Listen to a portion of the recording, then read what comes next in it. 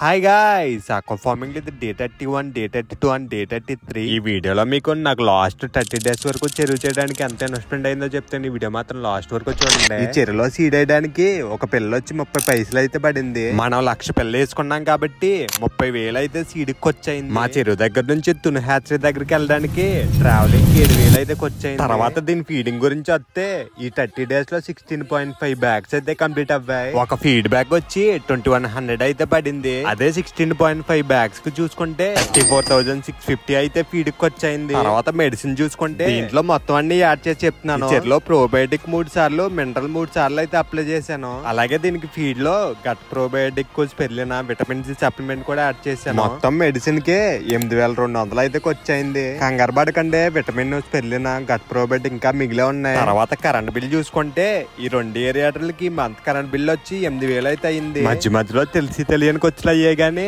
అవి దీంట్లో కలిపి చెప్పట్లేదు. ఇప్పుడు ఈ మంత్ కి టోటల్ ఇన్వెస్ట్మెంట్ చూసుకుంటే సీడ్ కి 30,000, ట్రావెలింగ్ కి 7,000, ఫీడ్ కి 34,650 అయితే అయ్యింది. మెడిసిన్ కి 8,200, కరెంట్ బిల్ 8,000. మొత్తం ఈ మంత్ టోటల్ ఇన్వెస్ట్మెంట్ వచ్చి 87,850 అయితే అయ్యింది. నెక్స్ట్ వీడియోలో మనకు చెరువు చేస్తే ఎంత ప్రాఫిట్ వస్తుందో చెప్తాను. నెక్స్ట్ వీడియో కోసం వెయిట్ చేయండి.